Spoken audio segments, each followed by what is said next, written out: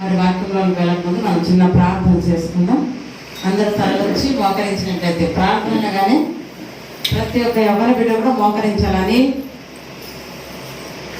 అనిల్ కూడా ముందుకు వచ్చేది. అసలు యవనస్తులు కిందనే కూర్చోవాలి. నాకు తెలుసు, నేను రక్షింపబడిన నాటి నుంచి నేటి వరకు కూడా ఎప్పుడు కుర్చీలో కూర్చోనేది లేదు. ఏ సంఘమైనా కిందనే నాకు అలవాటు, పైన కూర్చొని నాకు అలవాటు. కింద కూర్చొని మోకరించి దేవుని స్థుతించు. కాళ్ళు వంగనప్పుడు మోకాలు నొప్పులు ఉంటే అది వేరు, అవునా కదా? యవ్వనస్తులము, చక్కగా బలం ఉంది, శక్తి ఉంది, కుర్చీలు అలవాటు చేసుకోవద్దండి. ముసలి వాళ్ళు అయితే అలవాటు చేసుకోండి. మనం ముసలి వాళ్ళం కాదు, ఇక్కడ వాళ్ళు చాలా మంది, ఎవరో 45 మంది ఉంటారు అంతే. ప్రార్థన చక్కగా అందరూ కూడా మోకరించాలి, ప్రార్థన చేసుకున్నాం. సమస్త స్తుతులకు పాత్రుడైన మా ప్రియ పరలోకపు తండ్రి, పరిశుద్ధుడైన దేవ, మహిమాన్వితుడ, మహోన్నతుడ, నీకు వందనాలు చెల్లిస్తున్నాం. మహాగణుడైన దేవ, నిత్య నివాసయోగు మా కన్న తండ్రి, నీకే స్తోత్రాలు చెల్లిస్తున్నాం. వేల్పులు నీ వంటి వారెవరు తండ్రి?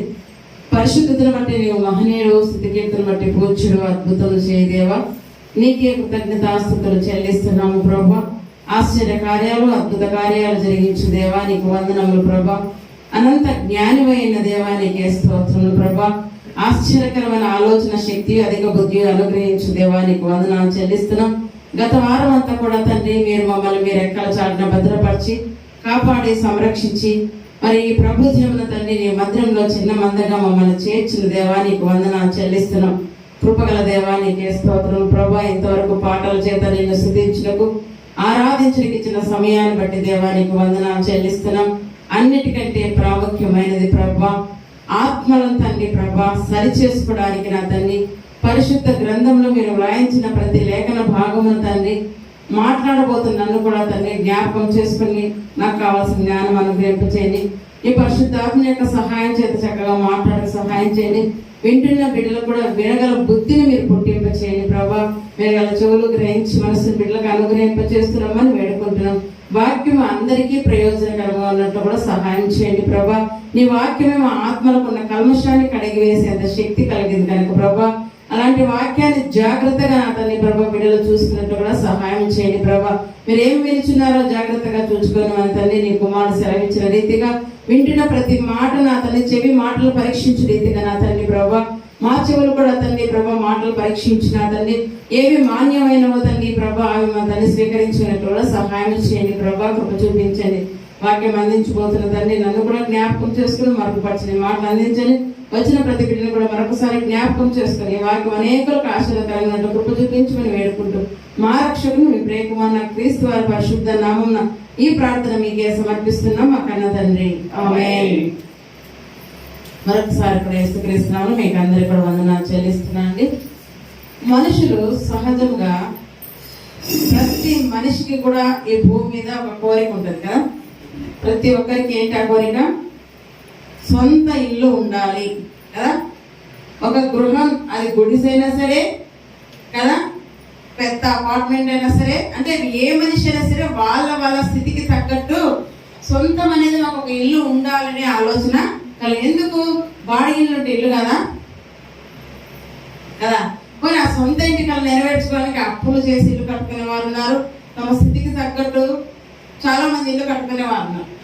అయితే ఆ ఇంట్లో మరి మన పనికి వచ్చిన బేల్దారి యొక్క ఇష్టం చొప్పున కడతాడా, లేదా మన ఇష్టం చొప్పున మనం కట్టుకుంటామా కదా. ఎందుకంటే దానికి వ్యయాన్ని వెచ్చిస్తున్నాం మనం. ఇంటికి ఆ ప్లేస్ మందే, దానికి ఖర్చు కూడా మనం పెట్టుకున్నట్టు బెడ్రూమ్ ఇక్కడ ఉండాలి, హాల్ ఇక్కడ ఉండాలి, కిచెన్ ఇక్కడ ఉండాలి కదా, ఆ దేవుని రూమ్ ఇక్కడ ఉండాలి. అన్ని రకరకాలుగా మనకి ఎట్లా ఇష్టమో ఆ రీతిగా మనం ఇంటిని నిర్మించుకుంటాం. ఎందుకంటే మనం నివసించబోయే ఇల్లు అంత అందంగా, ఆహ్లాదకరంగా, సమాధానంగా, నెమ్మదిగా ఉండాలనేది మన యొక్క ఆలోచన కదా. అదే రీతిగా దేవుడు కూడా ఆలోచిస్తూ ఉన్నాడు. దేవునికంటూ కూడా ఒక ఇల్లు ఉంది, దేవునికంటూ కూడా ఒక మందిరం ఉంది. అయితే ఆ ఇల్లు ఏంటో, ఆ మందిరం ఏంటో ఈరోజు మనం ఆలోచించినట్లయితే చూడండి, సొలొమోను గారు కట్టిన మందిరం మనం చూసినట్లయితే ఆయన మందిరాన్ని 7 సంవత్సరాలు కట్టాడు. ఎన్ని సంవత్సరాలు? 7 సంవత్సరాలు కట్టాడు. ఎలా కట్టాడంట? ఎంతో వైభవోపేతంగా ఆయన కట్టాడు. అప్పటికి ఆయనున్న సమయంలో అలాంటి మందిరం ఎవరు కట్టలేదంట. బంగారుతో కట్టాడు అంతా. రోజుల్లో వెండి అనేది అసలు అది ఎన్నికకే రాలేదంట. వెండి, ఆ వెండి ఎలా ఉందంటే వీధుల్లో కసువు ఎలా ఉందో అలా ఉండేదంట. ఆయన దినాల్లో వెండి ఎలా ఉండేది, వీధుల్లో కసువు ఎలా దిబ్బలు ఏడ చూసినా ఉంటుందో ఆ రీతిగా ఉంది వెండి. అంటే వెండి ఎన్నికకు రాలేదు, సమస్తము బంగారుతో ఆయన కట్టించాడు. అంత గొప్ప మందిరాన్ని కట్టించి మరి దేవుని ఎదుట ప్రతిష్ఠిత దినము రోజున ప్రార్థన చేస్తున్నాడు. ఏమని ప్రార్థన చేస్తున్నాడు చూడండి. రాజుల మొదటి గ్రంథము 8వ అధ్యాయము 22వ వచనం మనం చదువుకున్నట్లయితే 22, 23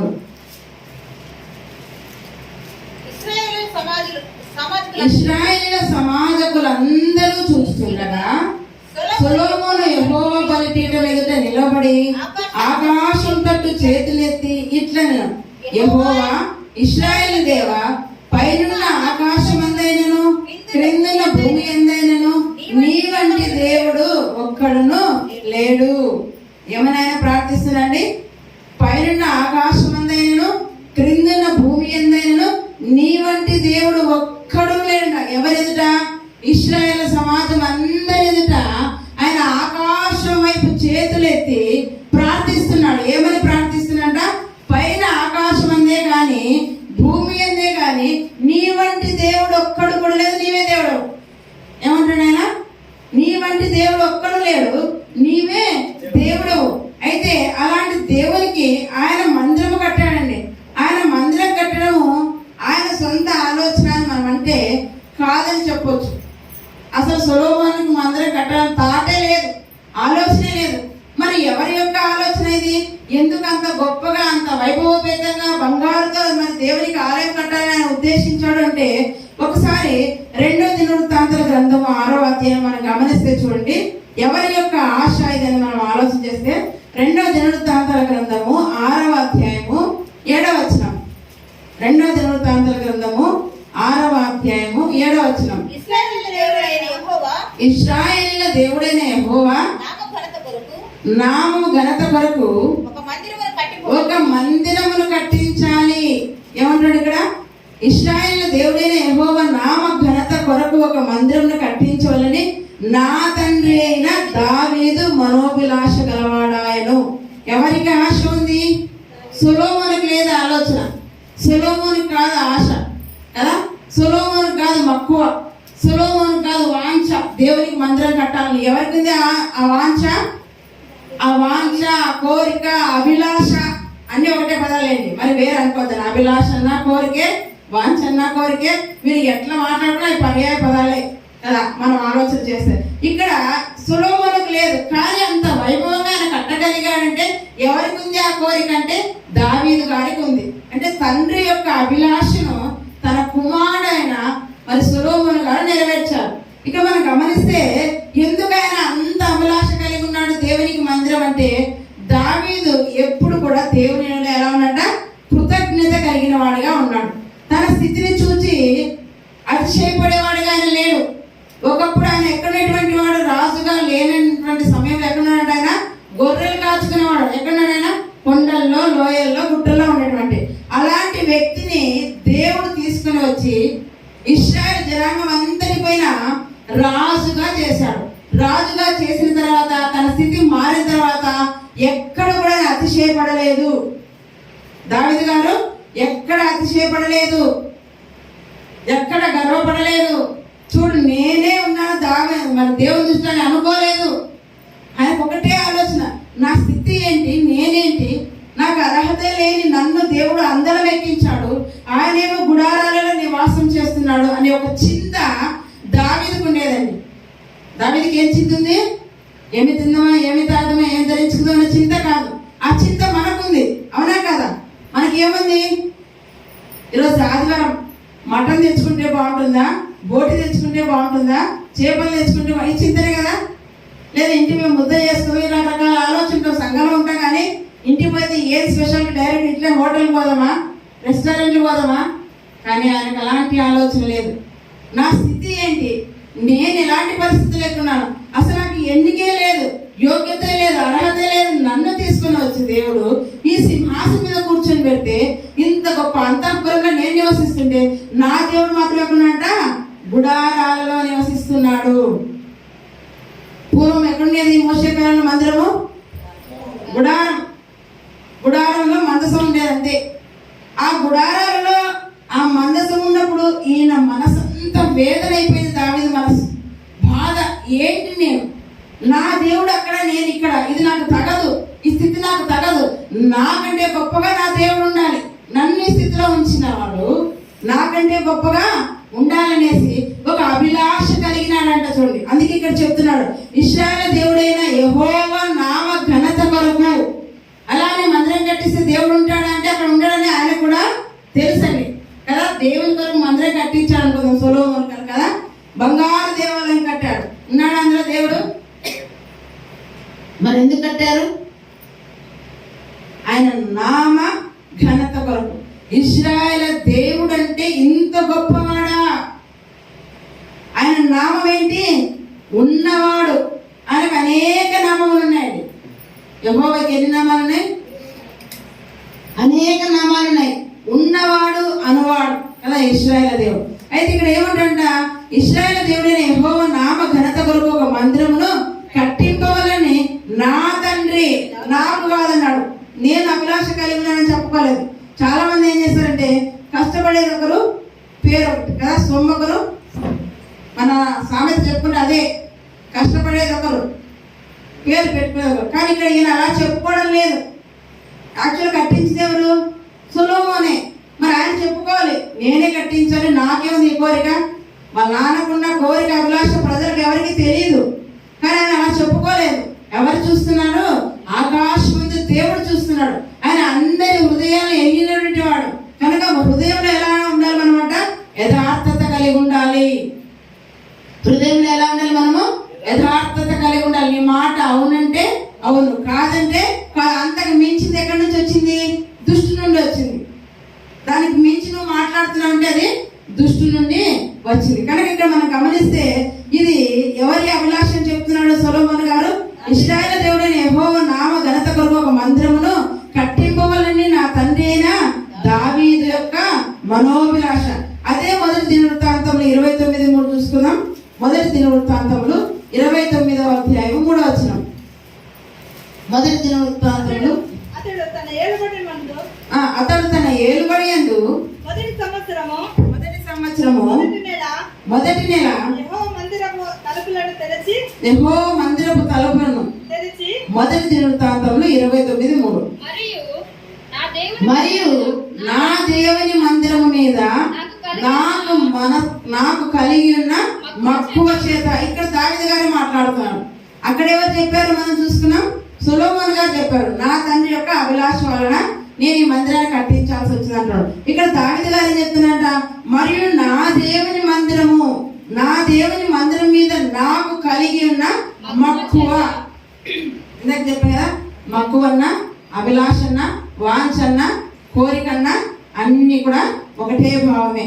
ఇక్కడ ఏమంటాడు దావీదు గారు? మరియు నా దేవుని మందిరం మీద నాకు కలిగి ఉన్న మక్కువ చేత నేను ఆ ప్రతిష్ఠితమైన మందిరం నిమిత్తము సంపాదించి ఉంచిన వస్తువులు కాక అంటాడు. చూడండి, పైన గమనిస్తే మొదటి వచనంలో చూడండి, తర్వాత రాజైన దావీదు సర్వ సమాజముతో ఇలాగ సెలవిచ్చెను, దేవుడు కోరుకొని నా కుమారుడైన సొలొమోను ఇంకను లేత ప్రాయం గలవాడై ఉన్నాడు. కట్టబో ఆలయము మనుషునికి కాదు, దేవుడైన యెహోవాకే.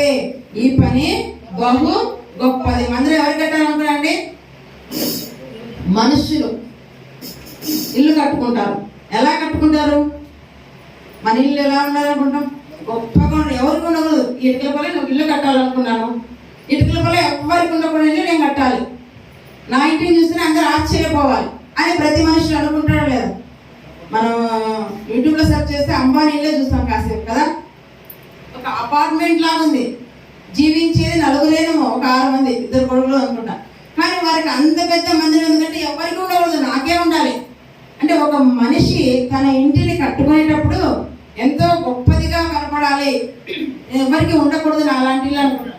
అలాంటిది దావీదు ఏం ఆలోచన చేస్తున్నా అంటే, నా దేవుని మందిరం అంటాడు. చూడండి, నా దేవుని మందిరం ఎలా ఉండాలంటాడంట 29వ మొదటి వచనంలో.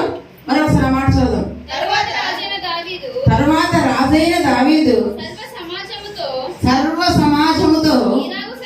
ఇలాగ సెలవిచ్చెను, దేవుడు కోరుకొనిన నా కుమారుడైన సొలొమోను ఇంకను లేత ప్రాయం గల బాలుడై ఉన్నాడు. కట్టబోవు ఆలయము మనుష్యునికి కాదు. ఎందుకు మనుషునికి కాదు? ఈనాడు ఆలయాలు ఎన్నో ఉన్నాయి కదండి, ఆలయాలు ఎన్నో ఉన్నాయి. మనుషులు కడుతున్నారా లేదా?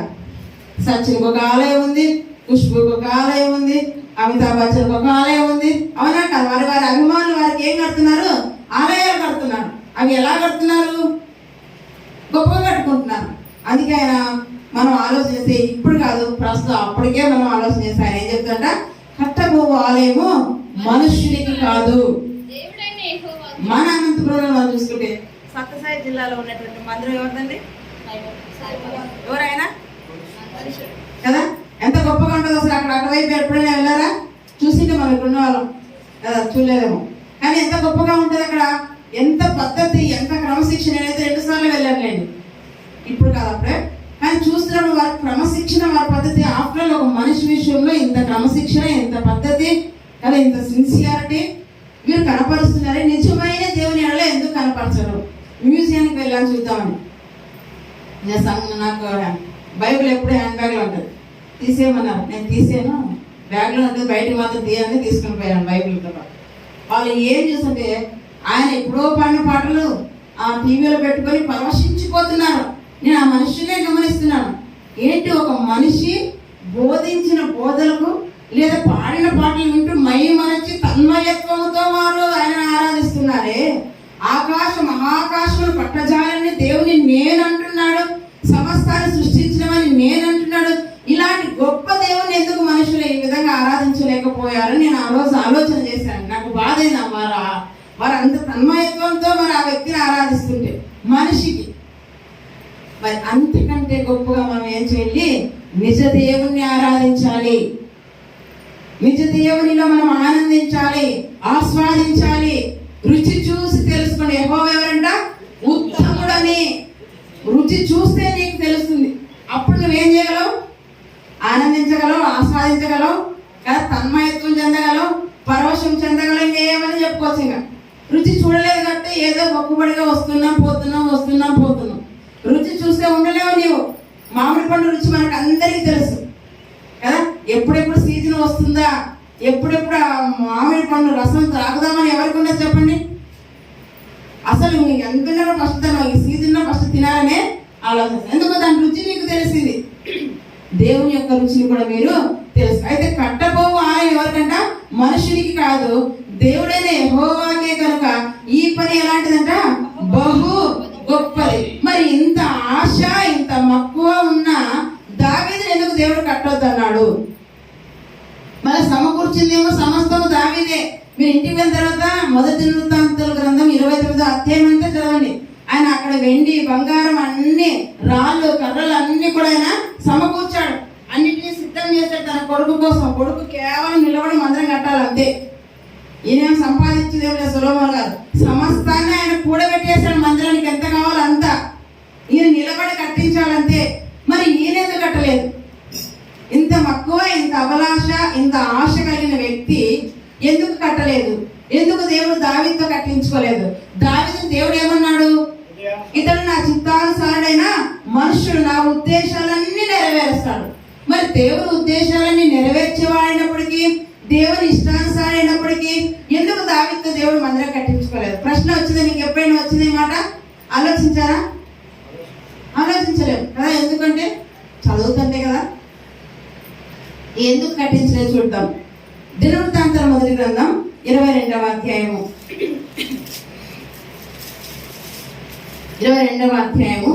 6వ వచనం, 6-7. తరువాత అతడు ఒక్కరు చదవండి. ఎప్పుడైనా కానీ బైబిల్ చదివేటప్పుడు టక్కులు ఏమైనా ఎత్తారనుకోండి, నెక్స్ట్ వాళ్ళు సైలెంట్ అయిపోరు. ఇక్కడే కాదు, ఎక్కడన్నా కానీ మనం నేర్చుకోవాల్సింది. ఎక్కడ మీరు వెళ్ళి చదువుతున్నప్పుడు టక్కులు నువ్వే ఎత్తావనుకోండి పర్లేదు, పక్కన ఇంకా నీకు పోటీ వస్తున్నట్టు నువ్వు సైలెంట్ అయిపోవాలి అంతే. ఎవరో ఒకరు. ఇది క్రమము, పద్ధతి, మర్యాద అన్నమాట. ఇట్లాంటి మనం నేర్చుకోవాలి, ఏం పర్లేదు. చదువుతాం 6వ వచనం.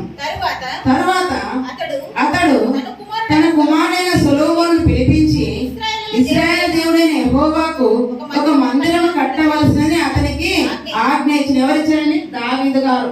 సొలొమోను పిలిపించాడు. సొలొమోను పిలిపించి ఆజ్ఞిస్తున్నాడు, ఆయన నీవు దేవునికి ఒక మందిరము కట్టాలి అని ఆజ్ఞిస్తే ఏం చెప్తున్నాడు చూడండి. మరియు దావీదు సొలొమోనుతో ఇట్లా, నేను నా కుమారుడా, నేను నా దేవుడైన యెహోవా నామ ఘనత కొరకు ఒక మందిరం కట్టించవాలని నా హృదయమందు నిశ్చయించుకొని ఉండగా చెప్తున్నాడు. ఆయన నీవు దేవుడికి ఒక మందిరం కట్టాలి. అయితే నేను నా దేవుడికి ఒక మందిరం కట్టాలని నా హృదయంలో అనుకున్నాను, కానీ దేవుడు నన్ను ఏం చేశాడ, ఆగు అని ఆటంగా పరిచాడు. చూద్దాం అన్నమాట, చూద్దాం. యెహోవాకు నాకు ప్రత్యక్షమై ఇలాగ సెలవిచ్చెను, నీవు విస్తారంగా రక్తము ఒలికించి గొప్ప యుద్ధములు జరిగించిన వాడవు. నీవు నా నామమునకు మందిరమును కట్టించకూడదు, నా సన్నిధి నువ్వు విస్తారంగా రక్తము నేల మీదకి ఓడ్చితివి. ఎందుకు దావీదుతో దేవుడు మందిరం కట్టించలేదండి? ఈరోజు అర్థమైందా? దావీదుతో దేవుడు ఎందుకు మందిరం కట్టించలేదు? ఆయన ఏం చేశాడంటే, అక్కడ నీవు విస్తారంగా రక్తము ఒలికించావు, గొప్ప యుద్ధాలు నువ్వు చేశావు. మరి యుద్ధం పొమ్మనేది దేవుడు, అవునా కదా? యుద్ధానికి పొమ్మనేదే దేవుడు. యుద్ధంలో చంపాలి శత్రువుని, అది కూడా దేవుడే ఆజ్ఞించాడు. మరి యుద్ధానికి పొమ్మన్న దేవుడు, శత్రువుని చంపమన్న దేవుడు, మందిరం మాత్రం కట్టొద్దండి ఎందుకు? మరి ఆ యుద్ధంలో శత్రువులు జయించినప్పుడు వాళ్ళ కోళ్ళ సొమ్ము అంతటి పట్టుకొస్తాడు. పట్టుకొచ్చిన తర్వాత మరి ధనాగారంలో అంతా కూర్చిన తర్వాత వాటితో మందిరం కట్టాడు అనుకోండి, చుట్టుపక్కల ఉన్న అన్యులు ఏమంటారు తెలుసా? ఇంత గొప్ప మందిరాన్ని మీరు చూస్తున్నాడు, ఎన్ని కొంపలు ఉంచాడు. ఇప్పుడే మనం అంటాం లేదా, కాసేపు ఆలోచన చేయండి. ఎదుటి వ్యక్తి గొప్పగా ఇల్లు కట్టుకున్నప్పుడు ఏమంటాం? మన వీధిలోనే మన ఊర్లోనే గొప్పగా కట్టాడు, బడాయి చూసే కాదు, ఎన్ని కొంపలు ఉంచాడో, ఎంతమందిని నాశనం చేశాడో, అందుకే ఇంత గొప్ప కట్టుకున్నాడు అంటావా లేదా? ఆ మాట దేవునికి రాకూడదని దావీదుతో దేవుడు వద్దన్నాడు. ఆయన నువ్వు కట్టొద్దు, నువ్వు కట్టొద్దు. ఎందుకు? నువ్వు అనేకంగా విస్తారంగా రక్తం వలికించావు, గొప్ప యుద్ధాలు నువ్వు చేసావు. నువ్వు కట్టావనుకోండి, నాకు ఘనత రాదు, కానీ అవమానం వస్తుంది. నాకు అది ఆ మందిరానికి ఏమొస్తుంది? ఘనత రాదు, అవమానం వస్తుంది. నువ్వేమనుకున్నావు? నా నామానికి ఘనత రావాలి నువ్వు కోరుకున్నావు. నీ ఉద్దేశం మంచిదే, ఆలోచన మంచిదే, నీ ఇష్టం నేను కాదనడం లేదు, కానీ నువ్వు కడితే మాత్రం నాకు అవమానమే వస్తుంది. కనుక నువ్వు కట్టొద్దు. ఎవరు కట్టాలో తెలుసా? సొలొమోను కట్టాలి. నీ గర్భంలో వచ్చేవాడు అక్కడే ఉంచండి. నీకు పుట్టబో ఒక కుమారుడు సమాధానకర్తగా ఉండును, చుట్టూ ఉండు అతని శత్రువులందరినీ నేను తోలివేసి అతనికి సమాధానం కలగజేసేదను, అందువలన అతనికి సొలొమోను అని పేరు పెట్టబడను. ఏం చేస్తానంట? నీ గర్భంలో నీకు ఆశ ఉంది కాబట్టి నీ ఆశ నేను కాదనలేదు, నీ గర్భంలో నుంచి వచ్చే నీ కుమారి ద్వారానే నాకు ఒక మందిరము కట్టు. అయితే అతని దినంలో నేను ఏం చేస్తాను తెలుసా? యుద్ధాలు లేవు అతని దినాల్లో. అతని దినాల్లో దేశం అంతా ఎలా ఉందంట? 40 సంవత్సరములు నెమ్మదిగా సమాధానంగా ఉంది. ఈ నెమ్మదిగా సమాధానంగా ఉండే దినాల్లో మందిరం కట్టారనుకోండి, ఎవరు ఏమి అనుకుంటారు? ఎవరైనా ఎవరేమనుకోరు. అందుకే ఆయన పేరు కూడా సమాధానకర్త కదా. ఆయనకి ఏమంటే, ఆయన పేరుకి ఏముందంట? సమాధానం. ఆయన దినములో నేను సమాధానం అనుగ్రహిస్తాను, నెమ్మది అనుగ్రహిస్తాను. కనుక నీ గర్భంలో పుట్టిన నీ కుమారుని ద్వారా నేను మందిరాన్ని కట్టించుకుంటాను అని దేవుడు చెప్పాడు. ఆయన నాకు ఇచ్చినటువంటి ఆజ్ఞ నువ్వేం చేయాలి? సొలొమోను నెరవేర్చాలి. దీనికోసం దావీదు గారు ఏం చేశాడంట? సమస్తాన్ని చూడండి, మొదటి దినవృత్తాంతాలు 29:4 మనం గమనిస్తే ఆయన ఏమేమి సమకూర్చాడో అక్కడ పిలిపించి నువ్వు మందిరం కట్టాలని చెప్పాడు. దేవుడు నిన్ను ఎన్నుకున్నాడు. నీ దినముల్లో దేవుడు యుద్ధాలు లేకుండా చేస్తాడంట, అది నువ్వు రక్తం ఒలికించవంట. నీ దినాల్లో దేవుడు సమాధానాన్ని అనుగ్రహిస్తానన్నాడు, నిన్నే దేవుడు కోరుకున్నాడు. అయితే నువ్వు మందిరం కట్టడానికి ఏమి ప్రయాసపడద్దు. ఆ మందిరంకి ఏమేమి అవసరం సమస్తాన్ని కూడా ఏం చేస్తానంటే 3వ వచనంలో, మరియు నా దేవుని మందిరం మీద నా కలిగి ఉన్న మక్కువ చేత నేను ఆ ప్రతిష్ఠితమైన మందిరం నిమిత్తము సంపాదించిన వస్తువులు కాక నా స్వంతమైన బంగారాన్ని కదా ఏమంటారంట? మందిర నిమిత్తం చాలా సంపాదించాడు. అది కాదు సంపాదించడం, రాసు కాబట్టి మరి ఇతర దేశాల నుంచి మరి శత్రుల దగ్గర నుంచి కొల్లబెట్టిన సొమ్ము కొంత ఉంటుంది. మరి పన్ను కూడా కడుతూ ఉంటాడు. రాజ్యం ఒక రాజు ఉందంటే ఆ రాజు కింద రాజులందరూ ఏం చేస్తారండి? పన్ను కట్టాల్సి వస్తుంది, అది కూడా ఉంది. అది కాక నా సొంతంగా అంటాడు. చూడండి ఏమంటారు అక్కడ, నా సొంతమైన బంగారమును వెండిని నా దేవుని మందిరముతో నేను ఇచ్చేదను. గదుల గోడల రేకు మూతకును బంగారు పనికి బంగారమును వెండి పనికి వెండిని పనివారు చేయు ప్రతి విధమైన పనికి 6,000 మనుగుల ఓఫీరు బంగారము 14,000 మనుగుల పుట్టము వేయబడిన వెండిని ఇచ్చుచున్నాను. చూడండి, కొడుకే కట్టుకుంటాలే ఆయనే చూసుకుంటాలే అనుకోలేదు. ఏం చేశాడ, సమస్తాన్ని మందిరం కోసము సిద్ధపరిచాడు. సమస్తాన్ని ఏమేమి అవసరమో మందిరానికి అన్నిటినీ, బంగారం వెండి చలవరాళ్ళు అప్పటికే, ఇప్పుడు వేస్తున్నాం మన టైల్స్ అని, ఆ కాలానికే ఉన్నాయి. మీరు చదివితే ఆ మందిరం కట్టిన విధానం చూస్తే మొదటి రాజుల గ్రంథము 6, 7, 8 అన్ని గమనిస్తే మీకు తెలుస్తుంది ఎంత చక్కగా అక్కడ కట్టాడు. ఏమేమి వేసాడు అన్ని కూడా కట్టాడు. సకల విధమైన సరళ మాన్లు అన్ని రకాలు వేసి అవన్నిటి కూడా ఎవరు కూర్చారంట, దావీదు గారే కూర్చో. ఎందుకు ఉంది, దావీదుకి ఏముందంట, మక్కువ, అభిలాష, కోరిక. ఈ విధంగా తన కుమారుని ద్వారా తీర్చుకున్నాడు. ఈ విధంగా తన కుమారుడు మరి తండ్రి సెలవిచ్చిన రీతిగా ఆజ్ఞాపించిన రీతిగా ఏం చేశాడు, ఆయన మందిరము కట్టారు. మందిరం కట్టిన తర్వాత ఆయన ఒక ప్రార్థన చేస్తున్నాడు. చూడండి, రాసుల మొదటి గ్రంథం, మనం ఇప్పుడు ఇక్కడికి వచ్చేద్దాం. రాసుల మొదటి గ్రంథం 8వ అధ్యాయము 26వ వచనం, 26, 27 వచనం. ఇశ్రాయేలుల దేవా, దయచేసి నీ దాసులను నా తండ్రి అయిన దావీదుతో నీవు సెలవిచ్చిన మాటను నిశ్చయపరచుము. నిశ్చయముగా దేవుడు ఈ లోకమందు నివాసము ఆయన చెప్పేశాడు. ఎవరైనా మందిరం కట్టిన ఆయనే మందిరం గురించి చెప్పేస్తున్నాడు. నిశ్చయముగా దేవుడు ఈ లోకమందు ఎందుకు నివాసం చేయడు? భూలోకం ఏమైందంట, ఆయన పాదపీఠం, కూర్చోడానికి ఏముంది, సింహాసనం, ఆకాశం. మరి ఈ లోకం సరిపోతుందా, భూలోకము సరిపోదు. కాబట్టి ఉద్దేశంతో ఆయన చెప్తున్నాడు. ఏమంటున్నాడు చూడండి, దేవుడు ఈ లోకమందు నివాసము చేయడు, ఆకాశములు సహితము నిన్ను పట్టచాలవు. నేను కట్టించిన ఈ మందిరము ఎలాగ పట్టను.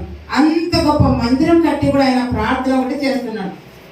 నిశ్చయముగా దేవుడు ఈ లోకమందు నివాసము చేయడు, ఆకాశములు పట్టచాలని దేవుడు నీవు.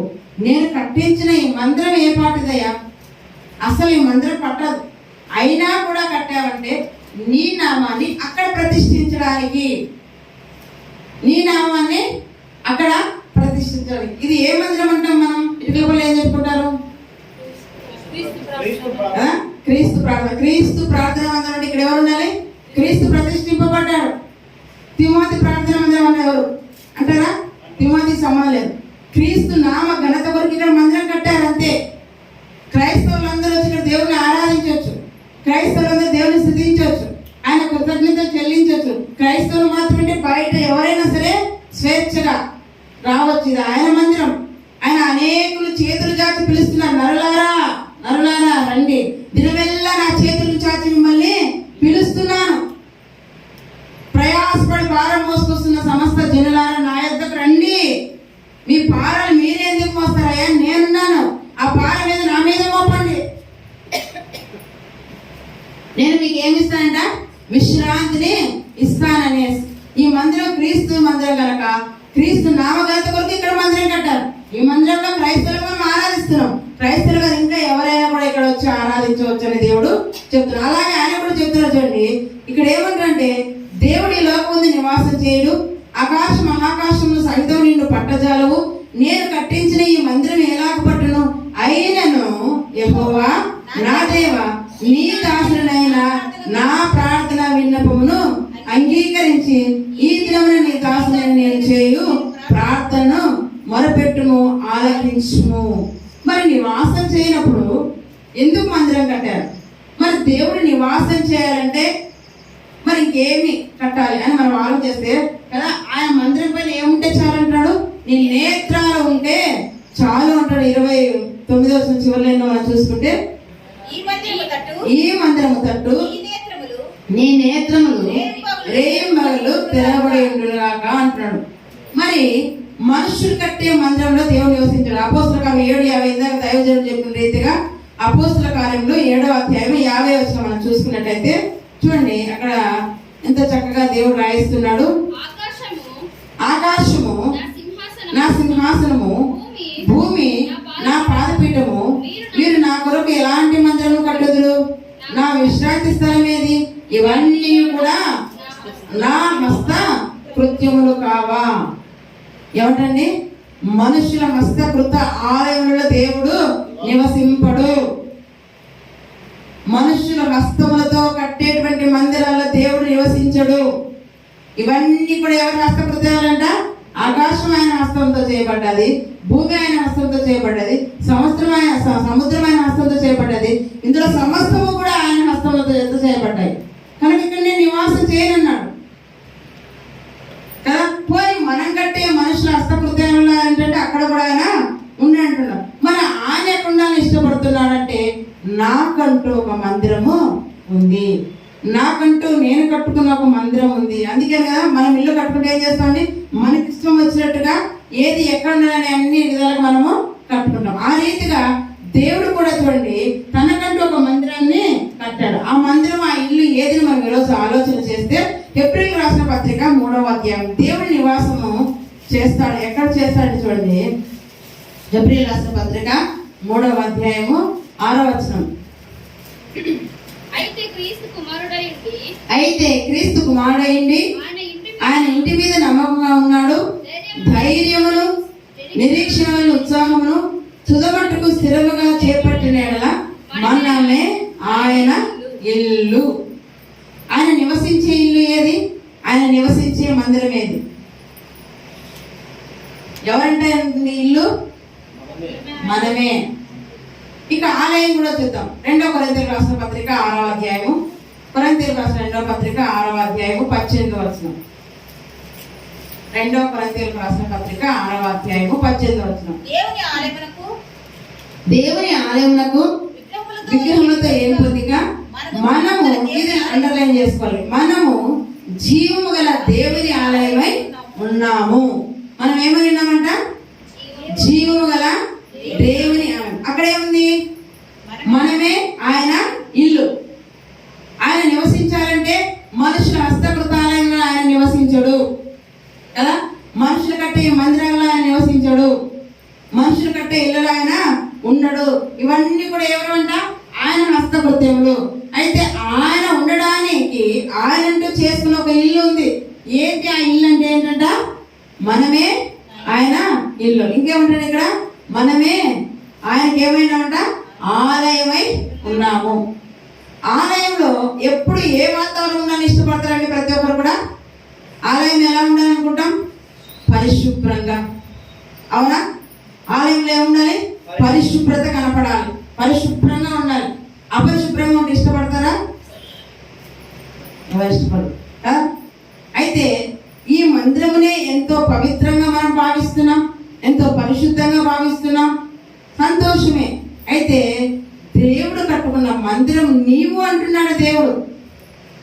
దేవుడు తనకంటూ ఒక మందిరం కట్టాడు, తనకంటూ ఒక ఇల్లు కట్టుకున్నాడు. ఆయన ఈ మందిరం ఉంటాను అనుకోవద్దండి, మీలో ఉండాలని దేవుడు ఇష్టపడుతున్నాడు. అయితే చూడండి, ఇంకా మనం గమనించినట్టే 1 కొరింథీ 12వ అధ్యాయం చూడండి. అందుకే దేవుడు ఏం చేస్తాడంట, మన ఇంటికి మనం ఏ విధంగా అనేక గదులు కలిగి కట్టుకుని ఉంటామో ఆయన కూడా ఏం చేస్తున్నాడు చూడండి. 1 కొరింథీ 12వ అధ్యాయము 18వ వచనం. 1 కొరింథీ 12వ అధ్యాయం 18వ వచనం. అయితే దేవుడు అవయములలో ప్రతి దానిని తన చిత్త ప్రకారము శరీరంలో ఉంచాడు. అయితే దేవుడు ఏం చేస్తాడంట, అవయములలో ప్రతి దానిని ఎవరి చిత్త ప్రకారంగా? అది ఎందుకు? తను నీలో ఉండాలని ఇష్టపడుతున్నాడు. దేవుడు ఎక్కడ ఇష్టపడుతున్నాడ? నీలో ఉండాలని ఇష్టపడుతున్నాడు. నీవు దేవునితో సహవాసం చేయాలని ఇష్టపడుతున్నాడు. అలా నీలో ఉండాలని దేవుడు ఇష్టపడుతుంటే నీలో ఉన్న అవయవాలన్నీ కూడా నీ ఇష్ట ప్రకారంగా, మీ అమ్మ నాన్న ఇష్ట ప్రకారంగా కలగలేదు. ఈ దేహం ఎవరిచ్చారంట? దేవుని వల్ల కలిగింది. ఈ దేహం ఎవరి వల్ల కలిగింది? దేవుని వల్ల కలిగింది. కన్నులు ఇక్కడే ఉండాలి, ముక్కు ఇక్కడే ఉండాలి, చెవులు ఇక్కడే ఉండాలి కదా. లివర్, కిడ్నీ అన్ని కూడా అంతరంగంలో కనబడని మరి వాటిలో ఉండాలి. కిడ్నీ కిడ్నీ బయట పెడితే బాగుంటుందా, గుండె బయట పెడితే బాగుంటుందా? అలా కాదు, అది ఆయన ఇష్టం. ఆయన డిజైన్ చేసుకున్నాడు. ఎందుకు? ఆయన ఉండాలని ఇష్టపడ్డాడు కనుక. మనమేం చేస్తాం? ప్రభా నువ్వు మాల ఏముంటావని అయినా ఈ మందిరంలో పడి అన్నట్టుగా ఒక మందిరం కట్టేసి మందిరంలో పడేస్తున్నాం. అవునా కాదు? దేహాన్ని ఏం చేస్తున్నాం? పాడు చేస్తున్నాం. ఈ దేహమే దేవుని మందిరం, దేహమే దేవుని మందిరం, దేహమే దేవుని ఆలయం, దేహమే దేవుని ఇల్లు. దేవుని మందిరం ఎంత పరిశుద్ధతగా ఉండాలని నువ్వు కోరుతున్నావో నీ ఇంటిని, నీ ఆలయాన్ని నువ్వు అలాగే ఉంచుకోవాలి. నీలో ఉన్న ప్రతి ఒక్క అవయవం కూడా నీ ఇష్ట ప్రకారంగా కలగలేదు, ఆయన ఇష్ట ప్రకారంగా డిజైన్ చేసుకున్నాడు. అందుకే ఇక్కడ ఏముందంటే మరొకసారి చదవమాట. అయితే దేవుడు అవయములలో ప్రతి దానిని తన చిత్త ప్రకారముగా శరీరములో ఉంచారు కదా. ఆయనకంటూ ఒక మందిరాన్ని, విశ్రమ స్థలాన్ని ఆయన కట్టుకున్నట్టుగా మనకి ఇక్కడ కనపడుతూ ఉందండి. మరి ఈ మందిరాన్ని, ఈ శరీరాన్ని, ఈ దేహాన్ని ఎలా మనం కాపాడుకోవాలి అది కూడా తెలుసుకోవాలి కదా. ఆయన మనలో నివసించాలని ఇష్టపడుతున్నాడు. అయితే ఎలా ఉండాలంట? పేతురు రాసిన మొదటి పత్రిక, ఫస్ట్ తెస్సలోనిక పత్రిక చూసుకుని అక్కడ వెళ్దాం.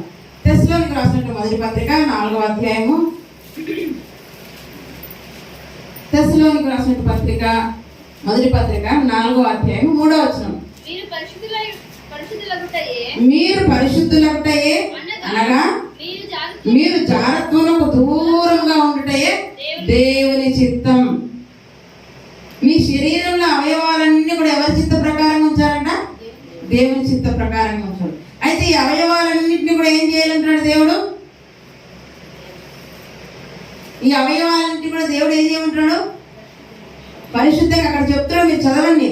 మీరు పరిశుద్ధులగుటయే, మీరు పరిశుద్ధులగుటయే, మీరు పరిశుద్ధులగుటయే అనగా జారత్వములకు దూరంగా ఉండుటయే దేవుని చిత్తం. జారత్వానికి దూరంగా ఉండుటయే. కన్నులు ఇచ్చింది ఎందుకు? ఏం చూడాలి? కన్నులు ఉన్నాయి కానీ అన్నీ చూడకూడదు. కానీ అన్నీ చూసేస్తున్నారు, చెత్త చెదారం అంతా. కానీ భక్తులు ఎవరిని ప్రార్థన చేస్తారు? ప్రభా వ్యర్థమైన వాటిని చూడకుండా నా కన్నులను త్రిప్పేయి. దావీదు గారు, యోబు గారు, నా కన్నులతో నిబంధన చేసుకుంటున్నా, ఈ రోజు నుంచి వ్యర్థమైన చూడను. ఈ కన్నును నీ చిత్త ప్రకారంగా నువ్వు నాలో ఉంచావు. నీ మాటలే నేను చూడాలి, నిన్నే నేను చూడాలి, ఇక వేరేది ఏది కూడా నేను చూడాలని భక్తులు నిబంధన చేసుకున్నాను. మరి మన కన్నులతో మనం ఏం చూస్తున్నాం? పరీక్షించుకున్నాం. మన కన్నులతో, మన చెవులతో కదా, మన హృదయంతో, మన ఆలోచనలతో. అబ్బాయి ఎన్ని ఇలా చెప్పుకుంటూ పోతే ఇవన్నీ కూడా ఏం చేయాలంట? పరిశుద్ధంగా ఉంచుకోవాలి. అందుకే అక్కడ చెప్తున్నాడు, మీరు పరిశుద్ధులవుతాయే, మీరు పరిశుద్ధులవుతాయే అంటున్నాడు. మీరు పరిశుద్ధులుగా ఉండడమే దేవుని చిత్తం. మీరు పరిశుద్ధులవుతాయే దేవుని చిత్తం. మందిరంలో ఎలా పరిశుద్ధంగా ఉండాలి, పరిశుద్ధత ఉండాలి మనం కోరుకుంటున్నామో, దేహం అనే మందిరంలో కూడా ఏముండాలి? పరిశుద్ధత కలిగి ఉండాలి. అది ప్రభువుకి ఇష్టం. అందుకే ఇక్కడ ఏం చెప్తాడంట? 7వ వచనం కూడా మనం చూసుకున్నట్లయితే, పరిశుద్ధులగుటకే దేవుడు మనల్ని పిలిచాను, కానీ అపవిత్రులుగా ఉండటకు ఆయన పిలవలేదు. దేనికి పిలిచాడంటే దేవుడు? పరిశుద్ధులుగా ఉండటకే దేవుడు మనల్ని పిలిచాడు. ఈరోజు మనం పరిశుద్ధంగా ఉన్నామా? ఒకసారి పరీక్షించుకున్నాం. ఈరోజు అవకాశం ఇచ్చాడు దేవుడు. నేను మనుషుల హస్తకృతాలను నివసించను, ఇవన్నీ కూడా నా హస్తకృతంలే కదా. అయితే నేనంటూ నాకంటూ కట్టుకున్న ఒక ఇల్లు ఉంది, ఒక మందిరం ఉంది, అది మీరే. మీరు ఎలా ఉండాలి తెలుసా? పరిశుద్ధంగా ఉండాలి. మిమ్మల్ని మీరు పరిశుద్ధపరచుకోవాలి, పవిత్రపరచుకోవాలి. మీలో నివసించడం నేను ఇష్టపడుతున్నాను. మీరేమో నన్ను తీసుకొచ్చి మందిరంలో పడేశారు. నేనేమో మీలో ఉండాలని ఇష్టపడుతున్నాను అంటున్నాను దేవుడు. కానీ మీరేం చేస్తున్నారు? నాయన మాలో ఉండడం కష్టమైంది కానీ మీరు మందిరంలో ఉంటే చాలనుకుంటున్నాం కనుక మందిరాన్ని గొప్పగా చూస్తున్నాం. సంతోషం కారణం లేదు. కానీ ఈ మందిరం కంటే నీవు దేవునికి ఆలయంగా ఉన్నావు కనుక నీవు ఎలా ఉండాలని దేవుడు కోరుతాడంట? పరిశుద్ధంగా, పవిత్రంగా నీవు ఉండాలి. అందుకే పరిశుద్ధులు ఒకటికే దేవుడు ఏం చేశాడంట?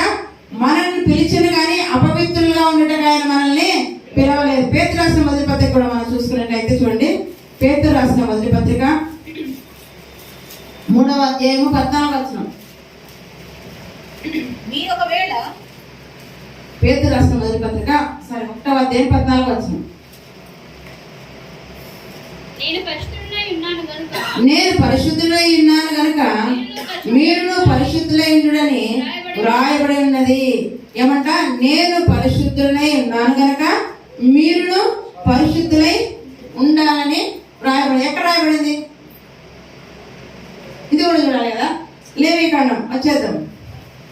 లేవీకాండం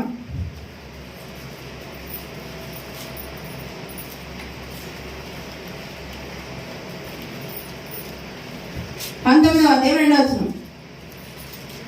19వ అధ్యాయం 2వ వచనం. లేవీకాండం 19వ అధ్యాయం 2వ వచనం.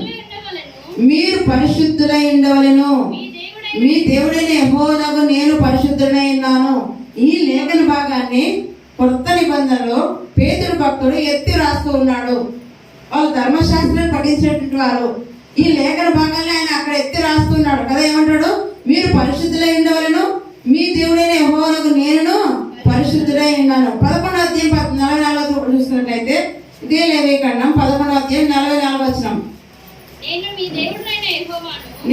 దేవుడైన యెహోవాను, నేను పరిశుద్ధుడు గనక మీరు పరిశుద్ధులై ఉన్నట్లు మిమ్మల్ని మీరు పరిశుద్ధపరచుకునవలెను. ఏం చేస్తానండి? పదే పదే పాత నిబంధన మొదలుకొని క్రొత్త నిబంధన వరకు దేవుడు మనలో ఏం కోరుతున్నాడు? పరిశుద్ధతను కోరుతున్నాడు. అందుకే పేతురు పత్రికలో ఏముంది ఇక్కడ? నేను పరిశుద్ధులై ఉన్నాను కనుక మీరును పరిశుద్ధులై ఉండడని వ్రాయబడి ఉన్నది. ఎక్కడ రాయబడింది? లేవీకాండంలో రాయబడింది. అంటే అనాది కాలం మొదలుకొని దేవుడు మనుషులు ఏం కోరుతున్నాడంట? అనాది కాలం మొదలుగా దేవుడు ఏం కోరుతున్నాడు? పరిశుద్ధత మనలో కోరుతున్నాడు. కానీ మనలో ఏం కనపడుతుంది? అపవిత్రత కదా. మనలో ఏం కనపడుతుంది? అపవిత్రత, చారత్వము, వ్యభిచారము, క్రోధము, కోపము, కలహము, కక్ష, అసూయ, ద్వేషము, ఇవన్నీ కూడా మనలో కనపడుతున్నాయి. ఇవన్నీ పరిశుద్ధుల యొక్క లక్షణాలు కాదు, అపవిత్రుల యొక్క లక్షణాలు. పరిశుద్ధుల్లో ప్రేమ, పరిశుద్ధులు ఏముంటాయి?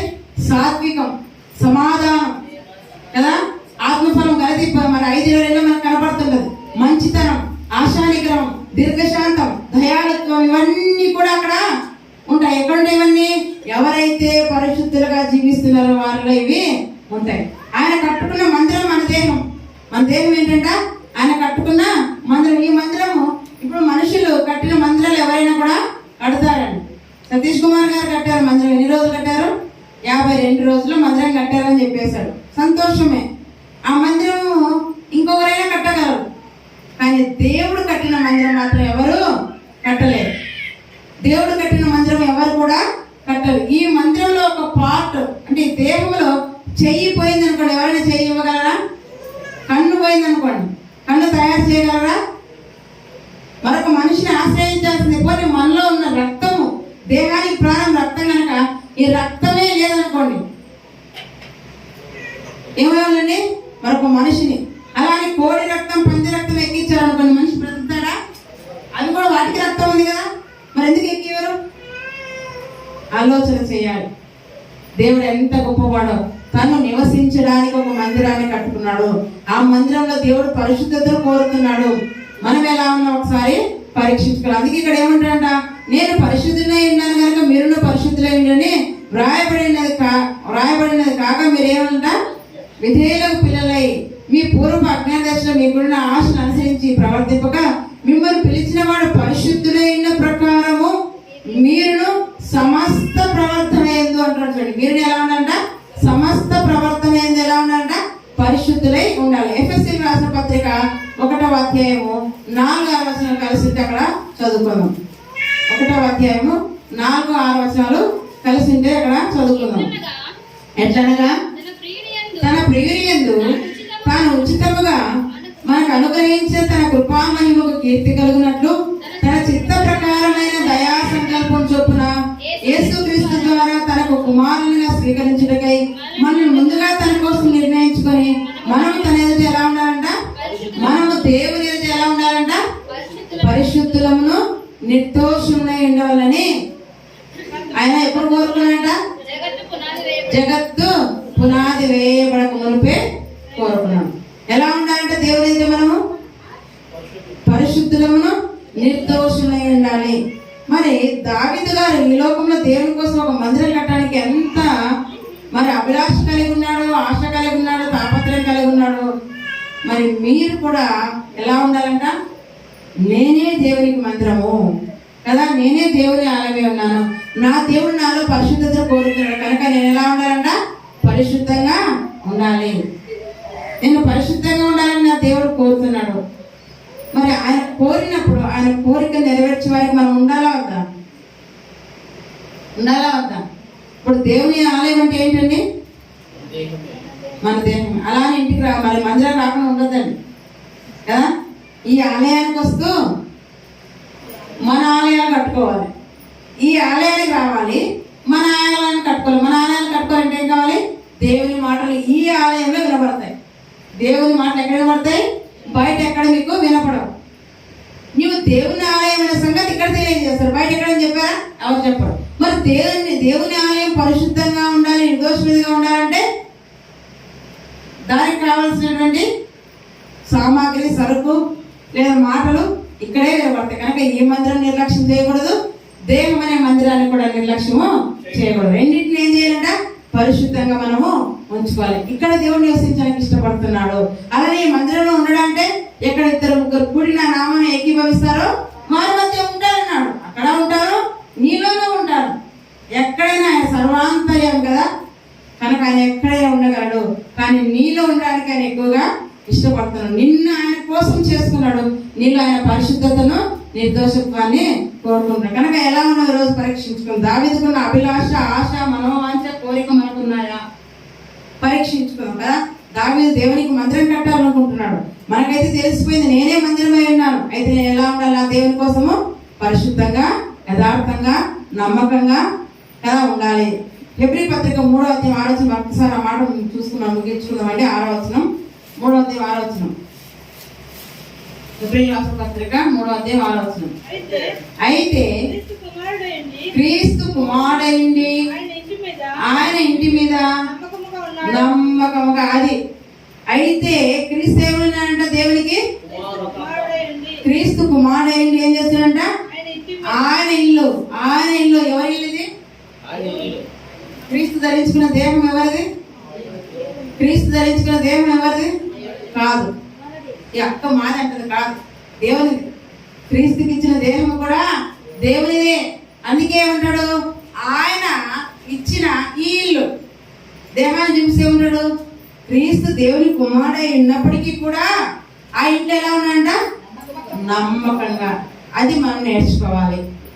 ఏం నేర్చుకోవాలి ఈరోజు? మన దేహం అనే ఇంటిలో, ఈ దేహం అనే దేవాలయంలో నమ్మకము, యథార్థత, పరిశుద్ధత, నిర్దోషత్వము దేవుడు కోరుతున్నాడు. అవి లేకపోతే ఈ రోజు నుంచి వాటిని అలవర్చుకోవడానికి ప్రార్థన చేద్దాం, ప్రయాసపడదాం. కష్టమైన, భారమైన, శ్రమైన, హింసైనా, కన్నీరైనా, వేదనైనా సమస్తము దేవుని కోసం ఏం చేయాలంట? ఓర్చుకొని మనల్ని మనం ఏం చేయాలంట? దేవుడు మనలో నివసించదగ్గ ఆలయంగా మనం ఉండాలనేది దేవుడు కోరుతాడు. కనుక ఈరోజు ఎలా ఉన్నాం పరీక్షించుకుందాం. దేవుడు నీలో మాలో అందరూ నివసించాలని ఇష్టపడుతున్నాడు. కనుక మళ్ళీ ఏం కనపడాలి? దేవుడు చూసినప్పుడు ఆయన దుష్టత్వం చూసి ఆనందించి దేవుడు కాదు కదా. ఆయన దుష్టత్వాన్ని సహించలేడు. ఆయన కన్నులు ఎంతో ప్రకాశమైనవి, సహింపలేడు ఇద్దరేంటి. కనుక నీలో దుష్టత్వం కనపడుతుందేమో తీసేసుకుందాం, పాపం కనపడుతుందేమో తీసేసుకుందాం. పరిశుద్ధులుగా జీవించడానికి ఈ రోజు నుంచి మనము ప్రయాసపడదాం. దేవుడి వాక్యం ద్వారా మనందరినీ కూడా దీవించును గాక. ఆమేన్.